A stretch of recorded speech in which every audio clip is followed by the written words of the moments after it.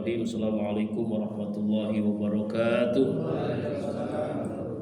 Amin. Subhanallah wa bihamdihi subhanallahil azim adada khalqihi wa ridha nafsihi wa zinata arshihi wa midada kalimatihi. Asyhadu an la ilaha illallah wahdahu la syarika lah wa asyhadu anna sayyidana Muhammadan abduhu wa rasuluhu la nabiyya ba'da.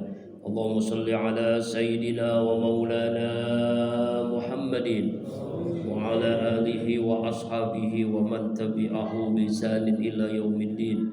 Rabbi a'udzu bika min hamazati syayatin wa a'udzu bika rabbi ay yahdurun. Subhanaka la ilma lana illa ma 'allamtana innaka antal alimul hakim. La haula wala quwwata illa billahil aliyil azim. Amma ba'du. Shaimin wa shaimat jamaah salat subuh musalla ar-ridha rahimakumullah. Alhamdulillah wa syukurillah Allah bahagiakan kita dengan karunia nikmatnya bisa menjalankan rangkaian ibadah, puasa, tarawih, tadarus dan ibadah yang lainnya di bulan Ramadan ini. Semoga Allah senantiasa menerima seluruh amal ibadah kita, senantiasa Allah memberikan istiqamah sampai akhir Ramadan, bisa menjalankan seluruh rangkaian ibadah di bulan Ramadan ini. Amin. Salawat dan salam tercurahkan pada junjungan alam baginda kita Rasulullah Muhammad sallallahu alaihi wasallam, keluarga, sahabat dan insya Allah kita yang selalu berusaha menghidupkan sunnahnya dan berharap mendapatkan syafaatnya di yaumil qiyamah.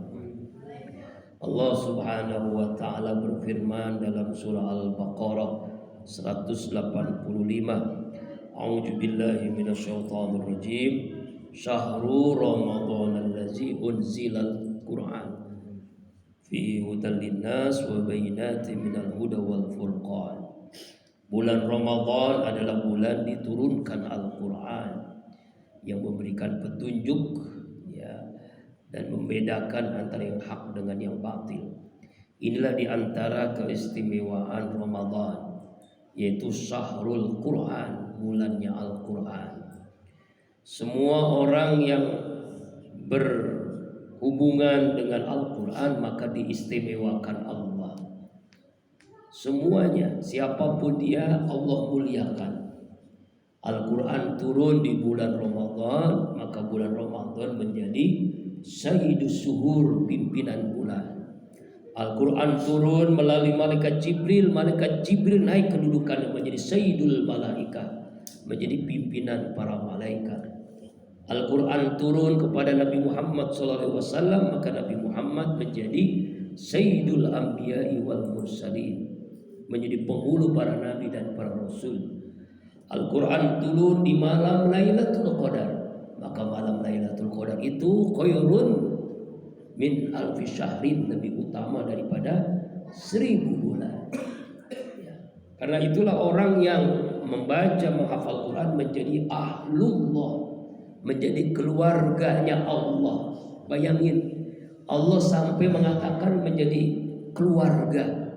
Siapa orang yang selalu berhubungan dengan Al-Quran, Allah muliakan, Allah istimewakan dunia dan akhirat. Karena itulah di bulan Ramadan ini manfaatkan dengan memperbanyak membaca Al-Quran, mentadaburkan Al-Quran, menghafal Al-Quran, murojaah Al-Quran, memahami Al-Quran, dan akhirnya kita bisa mengamalkan Al-Quran. Semoga bulan Ramadan ini kita bisa manfaatkan ya Pak ya, insya Allah. Nah, orang yang berinteraksi dengan Al-Quran, pertama maka Allah berikan syafaat. Iqra'ul Quran ya'ti yaumal qiyamah syafi'an li ashabi. Bacalah Al-Quran, maka Al-Quran itu memberikan pertolongan. Allah menolong lewat Al-Quran yang kita baca pada hari kiamat nanti. Jadi orang-orang yang membaca Al-Quran Allah tolong di akhirat. Makanya bulan Ramadan ini kalau bisa kita targetkan. Saya punya teman polisi aktif, dia polisi Pak. Kadang malu saya. Dia udah 2 kali hatam Quran nih. 2 kali hatam Quran. Saya belum hatam. Polisi udah hatam Quran. Kita yang gak kemana-mana gak hatam-hatam. Ya, padahal sibuk tuh ya dengan tugasnya. Kenapa? Karena memang bertekad gitu sampai targetnya 10 kali hatam Quran Ramadan ini. Masya Allah, luar biasa. Nah karena itu satu huruf saja pahalanya 10 kebaikan. Alif lam mim 3 huruf, maka Allah berikan pahala berapa? 30 kebaikan. Saking hebatnya Al-Quran itu dibaca. Ya, makanya mumpung kita masih Ramadan, jangan sampai Ramadan berakhir kita tidak bisa menghatamkan Al-Quran. Bertekad kuatlah, paling tidak 1 kali kita hatam Al-Quran. Kemudian yang kedua, ya, hikmahnya, manfaatnya kita membaca Al-Quran menjadi syifa wa rahmah, obat jasmani dan obat rohani. Ya, kalau ingin sehat jasmani rohani, baca Al-Quran. Orang yang sudah baca Al-Quran itu dihilangkan penyakit pikun, lupa. Walaupun usianya sampai 100 tahun, kalau dia selalu berinteraksi dengan Al-Quran, maka itu dihilangkan tuh pikunnya, lupanya. Usianya udah ratusan tahun. Ya, apalagi kalau kita kadang-kadang usianya baru 40 tahun, 50 terus sering lupa. Kenapa? Mungkin kita males baca Al-Quran. Kemudian yang ketiga, kalau kita ingin berbicara dengan Allah, bicaralah dengan Al-Quran. Kenapa? Ketika kita baca Quran itu kita sedang berbicara, ngomong sama Allah. Ngomong sama Allah, Masya Allah. Yang terdiri dari 30 juz, ya Pak ya, 114 surat, 6.236 ayat, kita baca tuh, maka kita sedang ngomong sama Allah.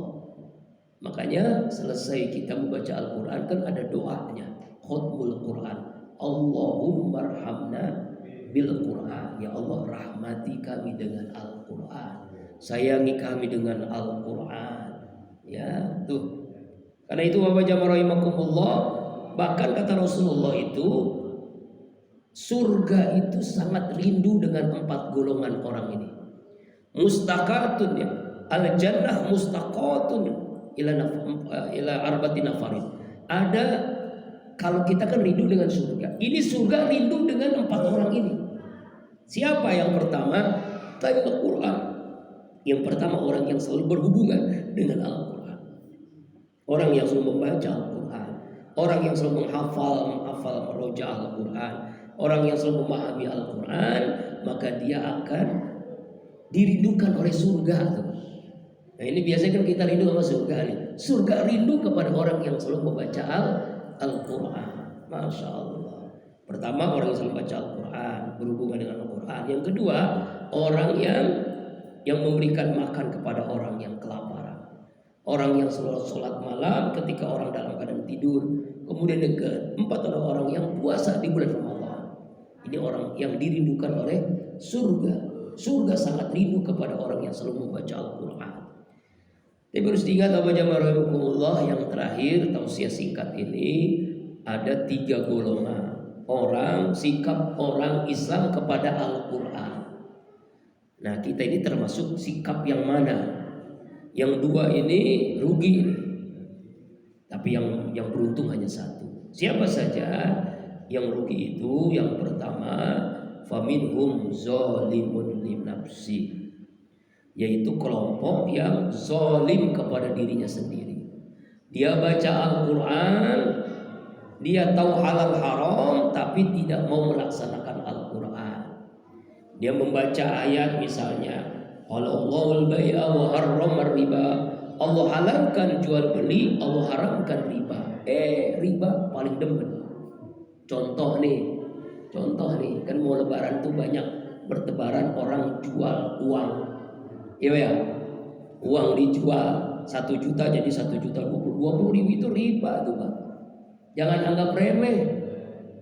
Ya, jangan. Jadi kalau pengen gimana supaya nggak riba, langsung aja ke bank kita tukar. Sebab kalau ada lebihnya itulah yang riba. 1 jutanya iya uang kita, minta ditambahin 1 juta 20 ribunya riba. Nah, kita baca ayat Allah halalkan jual beli, Allah haramkan riba, tapi kita makan juga harta riba. Nah itu riba tuh, contoh misalnya. Itu orang yang zalimun li nafsi, baca ayat tapi tidak mau diamalin. Ya Pak ya. Oh. Baca ayat ya, jangan wala taqrabuz zina.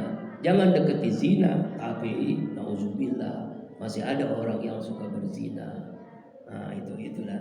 Itu namanya. Yang kedua, kelompok orang faminhum muqtasid. Ini juga rugi. Siapa ada orang 50-50. Dia amalin Quran tapi dia juga suka dengan apa? Larangan Allah. Perintah Allah dilaksanakan, larangan Allah dikerjain. Salatnya rajin, maksiatnya tekun. Puasa dilaksanakan tapi juga bohong juga jalan terus.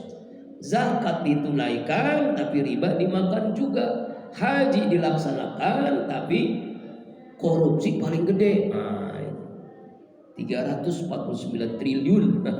Itu satu kementerian. Bayangin tuh Pak, uang apa-apa itu. Kalau dibeliin kerupuk tuh gimana ya? Jangankan triliun kita mah ya. Ya puluhan ribu juga belum punya ya. Triliun ini Pak, bukan miliar ya Allah ya Rabbana. Ya Pak ya. Nah itu orang yang muqtasid tuh 50-50. Ya suka dengan perintah Allah, suka dengan larangan Allah. Yang terakhir, nah ini yang paling bagus nih, mudah-mudahan kita termasuk kelompok yang ini. Siapa dia? Sikap orang yang beriman terhadap Al-Quran adalah sabiqun bil khairat biiznillah, berlomba-lomba dalam kebaikan dan itu dengan izin Allah. Berlomba-lomba, ini perintah Allah dia laksanakan, dia berlomba-lomba. Ini larangan Allah, dia berlomba-lomba untuk menjauhinya. Maka inilah kelompok yang terbaik, itu yang berlomba-lomba dalam kebaikan. Insya Allah mudah-mudahan kita semua termasuk kelompok yang terbaik. Amin. Ya Allah ya Rabbal Alamin. Kita baca Al-Quran, kita hafalkan Al-Quran, kita pahami Al-Quran, kita hayati Al-Quran dan kita amalkan dalam kehidupan sehari-hari, maka kita diistimewakan, dimuliakan Allah dunia dan akhirat. Amin. Bi barakati wa karamati wal mujadi suratul Fatihah.